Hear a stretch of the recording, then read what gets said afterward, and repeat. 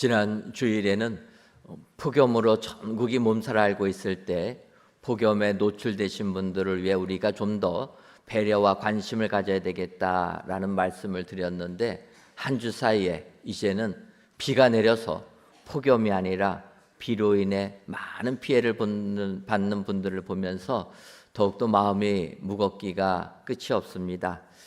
중부지방에 내렸던 그 많은 비가 이제는 남부지방까지 내려가서, 또 기사를 보게 되면 산청 쪽에는 아예 산청군 전체가 다 대피를 했다 이야기를 합니다.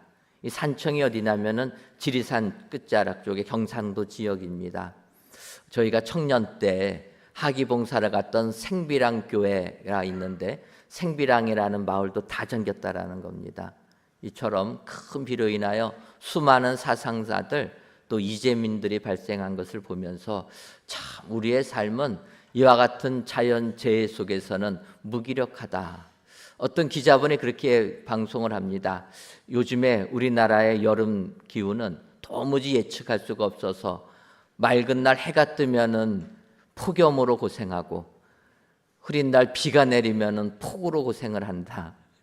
그러고 보면 우리들의 삶은 걱정 근심이 떠나지 아니하는 삶이라 이렇게 볼 수밖에 없습니다. 하지만 생각해 보면 이렇게 우리의 삶에 항상 같이 있는 걱정 근심, 믿음의 조상 아브라함이라고 없었을까 생각해 보면 아브라함에게도 걱정 근심이 있었던 것을 알 수가 있습니다. 우리가 성경을 보면 하나님께서 아브라함에게 너의 자손이 하늘의 별과 같이 바다의 모래와 같이 많을 것이다 축복해 주셨지만, 아브라함은 나이가 들도록 아이가 없었다라는 겁니다. 그때 아내 사례가 어떡합니까? 자기로서는 아이가 안 태어나니 종 하갈을 아브라함에게 주면서 그로 인하여서 씨를 얻어라 이야기하지 않습니까? 아브라함이 하갈과 같이 생활해서 이제 이스마엘을 낳게 됩니다. 그런데 아브라함은 이스마엘이 자기의 대를 이을 아들로 생각했는데 하나님은 아니셨던 겁니다. 결국은 사라를 통하여서 약속의 아들 이삭이 태어나게 됩니다. 이삭이 젖될 때 이복형 이스마엘이 이삭을 놀리는 것을 사라가 보게 됩니다. 그러면 사라가 분노하는 겁니다. 아브라함에게 얘기합니다. 당장에 하갈과 이스마엘을 우리 집에서 내쫓아버려라. 사라가 얘기합니다. 사라가 하는 이 말이 아브라함에게는 그 일이 매우 근심이 되었더니 얘기하는 겁니다. 왜 그렇습니까? 아브라함의 아들 이스마엘도 아들이 아닙니까? 근데 그 아들을 내보내라고 하는 겁니다. 이것이 아브라함에게 근심이 되었다. 믿음 생활 잘하는 아브라함에게도 실수하여서 근심거리가 생기는 것을 볼 수가 있는 겁니다. 그러면 아브라함의 아들 되는 이삭, 순종의 사람 아닙니까? 하나님께서 이삭을 바치라 할 때 그대로 순종해서 묶인 사람이 이삭 아닙니까? 그럼 이렇게 순종하는 이삭, 그의 삶에는 근심거리가 없었겠습니까? 성경을 보면 그에게도 근심거리가 있었다 얘기합니다. 이삭이 리브가와 결혼해서 쌍둥이 에서와 야곱을 낳게 됩니다. 그런데 형이 되는 에서 결혼할 때가 되어서 며느리감을 데리고 오는데 다 이방 여인들을 데리고 왔다라는 겁니다. 성경을 보면 그들이, 이 이방 며느리들이 이삭과 리브가의 마음에 근심이 되었더라. 순종의 사람 이삭에게도 근심거리가 있었다라는 겁니다. 그러면 이삭의 아들 되는 야곱에게는 근심거리가 없었겠습니까? 야곱처럼 근심 많은 사람이 어디 있었겠습니까? 이것을 보게 되면 믿음 생활을 아무리 잘한다 할지라도 우리의 삶에는 근심이 떠나지 아니하는 것을 알 수가 있는 겁니다. 그렇다면 근심은 항상 우리에게 있더라면 우리가 이 근심을 어떻게 할 것인가? 오히려 그 근심에 대해서 바로 알고 그 근심에 대하여서 해결안 받는 방법을 찾는 것이 더 귀하고 복된 줄 믿습니다. 여러분, 역대상 4장 9절과 10절을 보면 야베스는 그의 형제보다 귀중한 자라. 그의 어머니가 이름하여 이르되 야베스라 하였으니 이는 내가 수고로이 낳았다 함이었더라. 야베스가 이스라엘 하나님께 아뢰어 이르되 주께서 내게 복을 주시려거든 나의 지역을 넓히시고 주의 손으로 나를 도우사 나로 환난을 벗어나 내게 근심이 없게 하옵소서 하였더니 하나님이 그가 구하는 것을 허락하셨더라. 이렇게 얘기합니다. 여기서 보게 되면 야베스라는 사람이 등장합니다. 근데 성경에 이 야베스가 어떤 사람인지 자세하게 나오지가 않습니다. 그냥 그래서 우리가 전후 구절 가지고 생각해 보면 야베스는 고스의 형제거나 고스의 아들들 중에 하나였을 것이다. 이 정도밖에는 알 수가 없습니다. 그런데 읽어드렸던 구절을 보게 되면 이 야베스를 그의 어머니가 야베스라 한 이유는 내가 수고로이 낳았다 함이었더라. 그 어머니가 야베스를 낳을 때 난산을 겪었다라는 겁니다. 여러분, 지금은 의료시설이 발달돼서 아이 낳다가 어려운 일 당하는 여인들은 많지 않습니다. 그런데 예전에는 많았다라는 거예요. 성경을 보면 아이 낳다가 죽은 여인들이 많이 기록되어 있지 않습니까? 야베스를 낳은 어머니도 힘겹게 낳았다라는 겁니다. 바꿔 말하면 야베스는 이 세상에 태어났는데 사람들이 얘기하는 거예요. 너 엄마가 너 낳다가 죽을 뻔했다. 그 말을 듣던 야베스의 마음은 어떻겠습니까? 야, 내가 잘못 태어났나? 나는 사람들에게 걱정, 근심, 고난만 주는 사람인가 보다. 그렇게 생각하지 않았겠습니까? 그런 야베스가 하나님께 기도했다라는 거예요. 어떻게 기도합니까? 하나님, 주께서 내게 복을 주시려거든 나의 지역을 넓히시고, 우리의 삶이 쪼그라드는 것보다 넓어지는 것이 축복된 것 아닙니까? 그래서 야베스가 나의 지경을 넓혀달라, 내 사업이 창대하게 되달라 하나님께 먼저 기도한 겁니다. 그리고 두 번째로 기도합니다. 주의 손으로 나를 도우사 나로 환난을 벗어나 내게 근심이 없게 하옵소서. 야베스가 두 번째로 기도한 것은 주께서 나를 도와주어서 근심이 없게 해달라.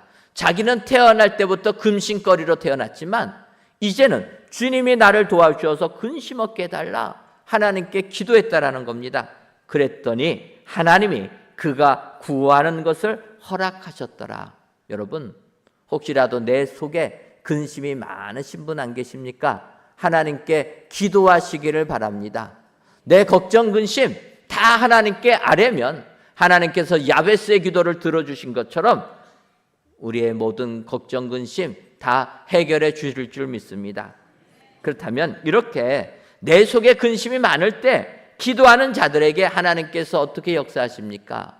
먼저는 도움이 되신다라는 겁니다.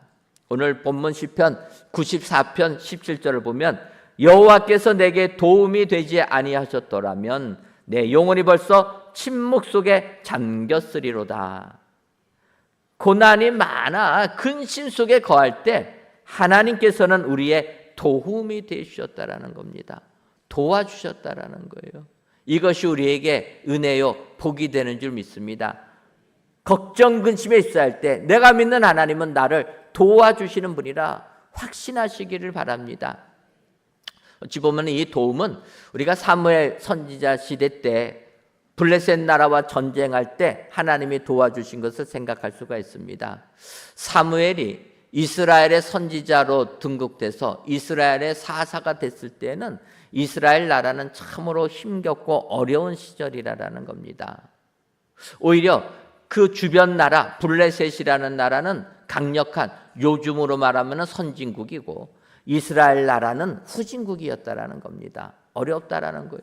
그래서 항상 블레셋 나라가 안방 드나들듯이 이스라엘 나라 쳐들어와 가지고 이스라엘 백성들이 갖춰놓은 동물들, 육식들 다 수탈해가는 것 아닙니까? 어렵게 살았다라는 거예요.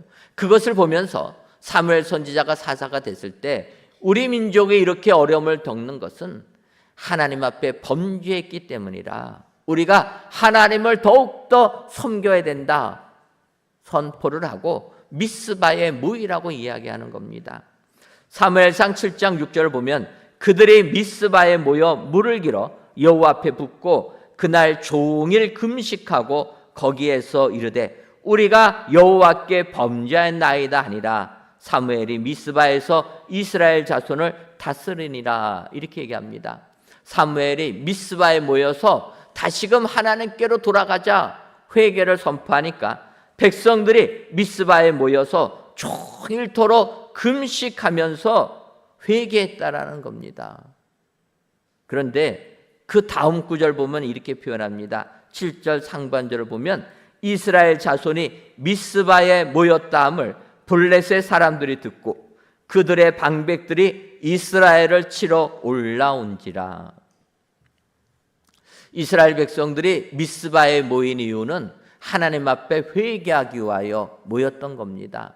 다시금 하나님께로 돌아가기 위하여 신앙을 회복하기 위하여 미스바에 모였는데 미스바에 모인 이스라엘 백성들을 보고 블레셋 사람들은 오해를 했다라는 겁니다.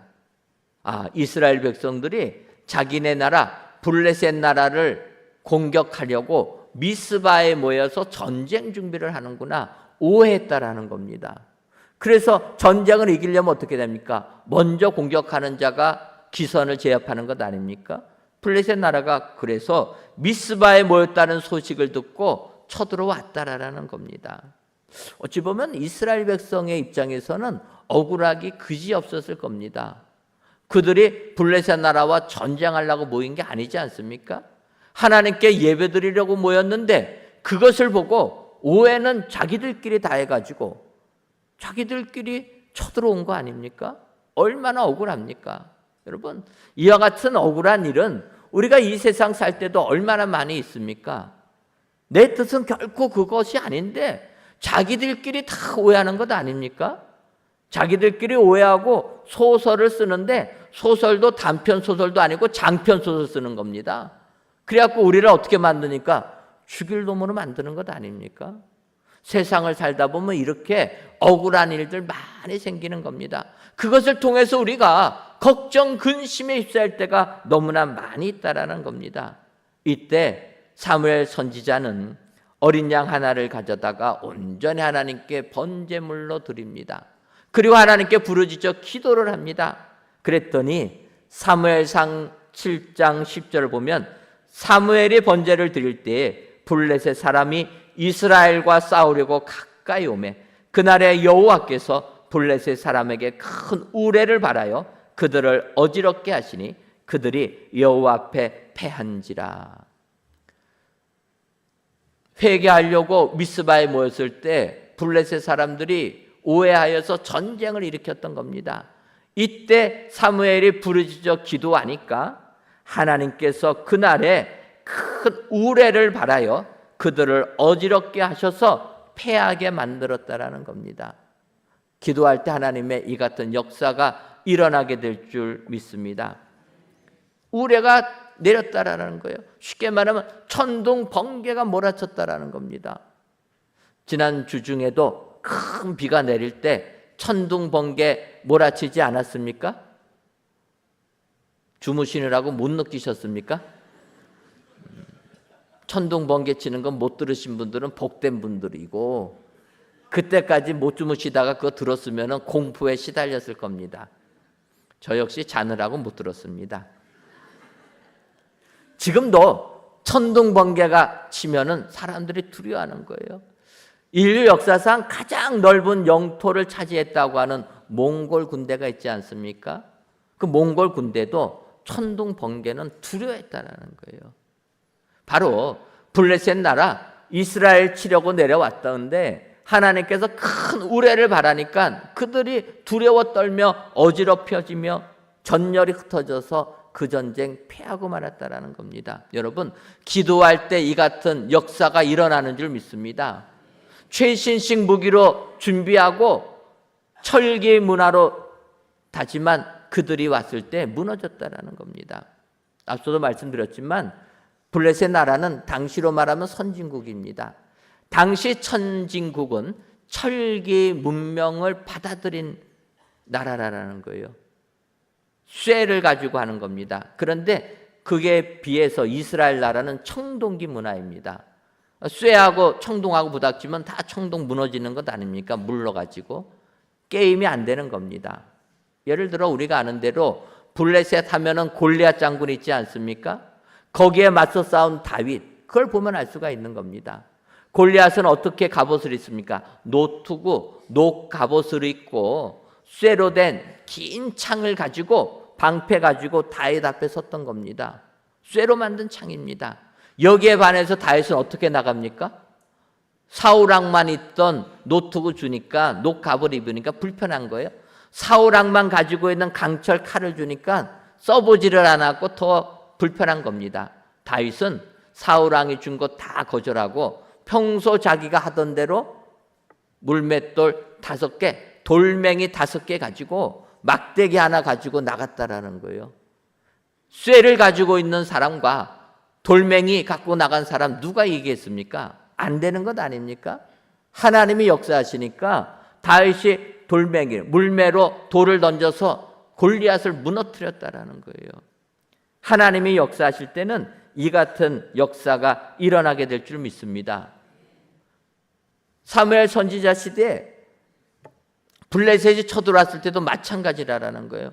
그들이 철기 문화를 가지고 이스라엘 백성을 쳐들어왔을 때 하늘에서 큰 우레가 발했다라는 겁니다. 천둥 번개 쳤다라는 거예요. 여러분, 천둥 번개 칠 때 쇠를 가지고 있으면 어떻게 됩니까?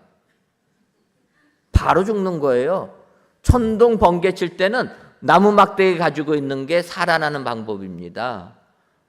당시 최고의 문명을 가지고 쇠를 가지고 쳐들어왔던 블레셋 나라, 하나님이 우레 바라니까 다 죽어나가는 것 아닙니까? 여러분, 하나님이 함께 하시고 하나님께서 도와주시면 우리의 생각을 넘어 이 같은 역사가 일어나게 되는 줄 믿습니다. 이때 사무엘서 7장 12절을 보면 사무엘이 돌을 취하여 미스바와 센 사이에 세워 이르되 여호와께서 여기까지 우리를 도우셨다 하고 그 이름을 에벤에셀이라 하니라. 에벤에셀의 뜻이 무엇입니까? 도움의 돌이라는 거예요. 돌을 세우면서 기념하는 겁니다. 쇠를 가지고 온 이 민족, 우리가 질 줄 알았는데 우리는 돌밖에 없는 연약한 민족인데 하나님이 도와주시니까 이 돌을 가지고 칼로 무장한 자들을 이기게 되었다. 그래서 도움의 돌이라 말하는 것 아닙니까? 여러분, 내 속에 걱정, 근심이 많을 때 우리 하나님은 우리의 도움이 되시는 줄 믿습니다. 오늘도 우리를 도와주시고 우리의 도움 되시는 하나님을 의지하셔서 모든 걱정, 근심에서 벗어나 주님이 주시는 참 평안함을 소유하시는 저와 여러분들이 되시기를 주님의 이름으로 축원합니다. 다음으로 내 속에 큰 근심이 있을 때 우리가 기도하면 하나님께서 우리를 붙들어 주신다라는 겁니다. 시편 94편 18절을 보면 여호와여 나의 발이 미끄러진다고 말할 때 주의 인자하심이 나를 붙으셨사오며. 시편 기자는 지금 내가 미끄러지고 있음을 느끼고 있다라는 거예요. 그럼에도 불구하고 내가 어떻게 안 미끄러질 수가 없는 상황, 이런 상황에는 어떻게 됩니까? 주께서 나를 붙들어 주실 때 넘어지지 않는다라는 겁니다. 여러분, 그렇지 않습니까? 우리가 지금같이 이렇게 비가 올 때 등산하게 되면은 참으로 미끄럽습니다. 그래서 두 발로 우리가 중심 잡기가 어려우니까 요즘에는 어떡합니까? 스틱을 가지고 등산을 하는 겁니다. 예전엔 스틱 하나만 갖고 다녔는데 요즘은 스틱 2개를 갖고 다닙니다. 그 이야기는 무엇입니까? 2발로 걸으면 미끄러지니까 4발로 걸어라. 이게 스틱 하면은 발이 2개 더 생기는 것 아닙니까? 4발로 걸으면 안 미끄러진다라는 거예요. 그럼에도 불구하고 산에서 내려올 때 넘어질 수 있는 겁니다. 미끄러진다라는 거예요. 이때 안 넘어지려면 어떻게 됩니까? 같이 가는 사람이 붙잡아주면은 안 넘어진다라는 거예요. 오늘 성경은 이야기하는 겁니다. 우리가 이 땅을 살면서 미끄러지는 상황, 내가 잘못해서 발을 헛디뎌서 내 욕심 때문에 내 삶이 미끄러질 수도 있다라는 겁니다. 하지만 이렇게 미끄러질 때에도 하나님께서 나를 붙들어 주신다라는 거예요. 다윗이 골리앗을 물리치고 나니까 이스라엘 백성들이 다윗을 칭송합니다. 사울이 죽인 자는 천천히요, 다윗이 죽인 자는 만만이라. 다윗을 높이니까 이제는 사울 왕에게는 시기심이 생기는 겁니다. 이제는 다윗이 내 자리를 얻는 것밖에는 남은 것이 없다. 그래서 사울은 그때부터 다윗을 적으로 인식하고 다윗을 죽이려고 계획을 세웠다라는 겁니다. 그 첫 번째 계획이 뭐냐면 얘기하는 거예요. 나에게는 딸이 있는데 내 대적 블레셋 사람들을 100명만 죽여오면 내 딸을 주겠다. 사울이 선포를 하는 겁니다. 그 이야기를 들은 다윗은 어떡합니까? 사울 왕의 사위가 되고 싶어서 그 일이 자기를 죽이러 가는 일인지는 꿈에도 생각하지 못하고 사울 왕의 사위가 되고 싶은 마음 때문에 오히려 그 일을 행하는 것 아닙니까? 사무엘상 18장 27절을 보면 다윗이 일어나서 그의 부하들과 함께 가서 블레셋 사람 200명을 죽이고 그들의 포피를 가져다가 수대로 왕께 드려 왕의 사위가 되고자 하니 사울이 그의 딸 미갈을 다윗에게 아내로 주었더라. 여러분, 다윗이 정략적으로 결혼한 이 미갈과의 삶, 그의 삶을 보면 어떠합니까? 결혼 생활이 불행했다라는 것 아닙니까? 다윗을 미끄러지게 만드는 결혼 생활이 되고 만 것이라는 거예요. 이럴 때에도 하나님께서는 다윗을 붙잡아 주신다라는 겁니다. 우리가 이 땅을 살다 보면 이렇게 미끄러질 때가 많이 있게 되는 겁니다. 이럴 때에도 하나님은 우리를 붙들어 주셔서 미끄러지지 아니하게 우리를 돌봐주시는 하나님이신 줄 믿습니다. 다윗은 사무엘하 22장 37절에 그의 인생을 돌이켜보면서 이렇게 고백합니다. 내 걸음을 넓게 하셨고 내 발이 미끄러지지 아니하게 하셨나이다. 하나님은 우리의 발걸음 넘어지지 않도록 미끄러지지 않도록 우리를 붙잡아 주시는 하나님이라 다윗이 고백하는 겁니다. 이와 같은 하나님은 오늘도 우리들의 삶을 붙들어 주릴 줄 믿습니다. 내가 고난의 한가운데 근심의 한가운데 있을지라도 여러분 실망하지 마시고 걱정만 하지 마시고 기도하시기를 바랍니다. 기도하면 하나님께서 손 내밀어 우리를 붙잡아 주셔서 결코 미끄러지지 아니하게 하나님께서 인도해 주실 줄 믿습니다. 오늘도 붙잡아 주시는 하나님, 그 하나님을 만나셔서 주님이 주시는 축복이 여러분들 삶 가운데 임하시기를 주님의 이름으로 축원합니다. 마지막으로 내 속에 근심이 많을 때 우리가 기도하면 하나님께서는 우리를 즐겁게 해주십니다. 시편 94편 19절을 보면 내 속에 근심이 많을 때 주의 위안이 내 영혼을 즐겁게 하시나이다. 이렇게 고백합니다. 여러분, 우리가 이 세상을 살다 보면 쓸데없는 생각에 가득 차서 마음에 신란한 생각이 들 때가 너무나 많이 있지 않습니까? 복잡한 생각이 됩니다. 꼬리에 꼬리를 무는 생각 때문에 우리는 걱정, 근심 속에 빠져들게 된다는 겁니다. 이럴 때 우리가 기도하면 하나님은 우리를 위로해 주실 줄 믿습니다. 하나님의 위로는 어떨 때는 사람들을 통해서, 어떨 때는 내 주변 환경을 통해서, 어떨 때는 하나님의 말씀을 통해서 우리들을 위로해 주신다라는 겁니다. 우리가 아는 대로 창세기 24장 67절을 보면 이삭이 리브가를 인도하여 그의 어머니 사라의 장막으로 들이고 그를 맞이하여 아내로 삼고 사랑하였으니 이삭이 그의 어머니를 장례한 후에 위로를 얻었더라. 이렇게 말씀합니다. 이삭이 어머니 사라를 장례 치른 다음에 그의 마음은 너무나도 큰 상실감, 허전함이 그를 지배했던 겁니다.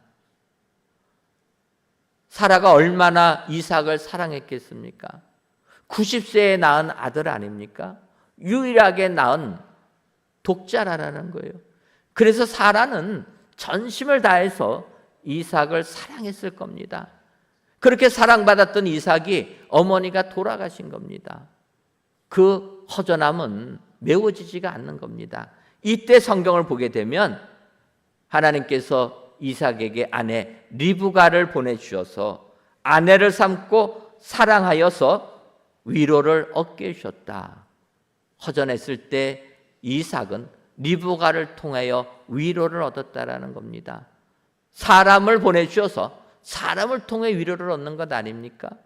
이와 같은 위로는 룻도 마찬가지라는 겁니다. 모압 여인 룻, 남편 잃고 시어머니와 함께 유다 땅 베들레헴으로 오지 않습니까? 베들레헴에 왔을 때 그녀는 땅에 떨어진 나달 주워다가 연명한 이런 비참한 여인이 룻이었다라는 거예요. 그런데 그런 룻에게 하나님께서 보아스라는 사람을 보내주셨다라는 겁니다.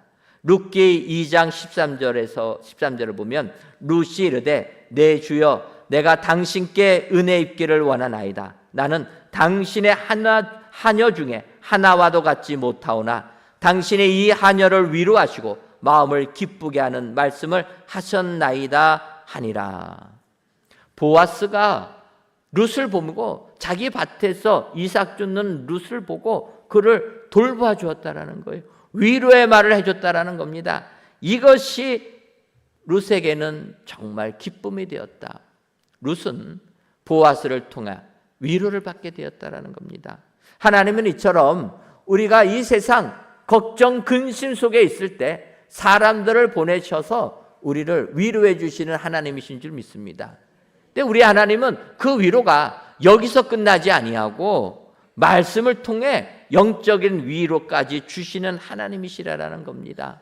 이사야서 57장 18절을 보면 내가 그의 길을 보았은즉 그를 고쳐줄 것이라.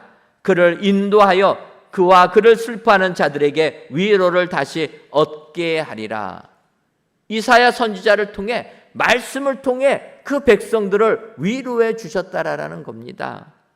이사야 선지자가 하나님의 말씀을 선포할 시기는 남유다 우시야 왕 말년부터 히스기야 왕까지 한 60년 정도 기간입니다.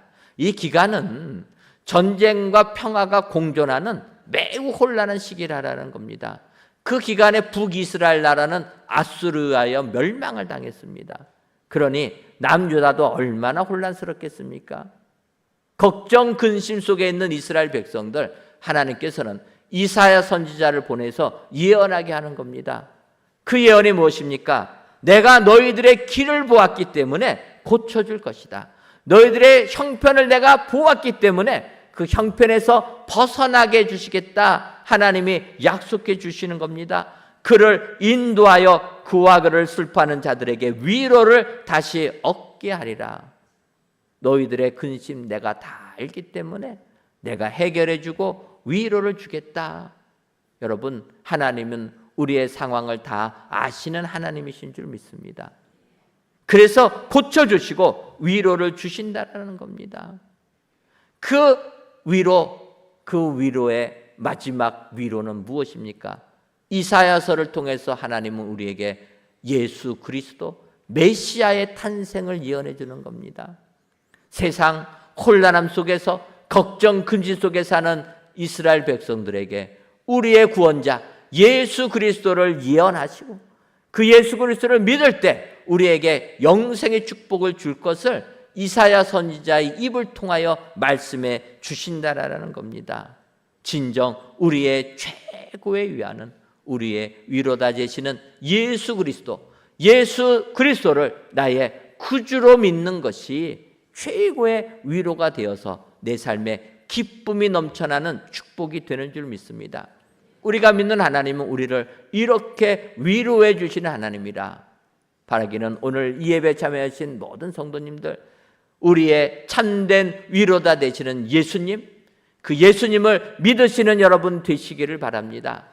이사야 선지자가 말씀을 통해 예언한 것처럼 예수 그리스도를 믿으셔서 예수 그리스도를 믿고 영생의 축복을 받으셔서 참된 기쁨이 여러분들의 삶 가운데 가득 임하시기를 주님의 이름으로 축원합니다.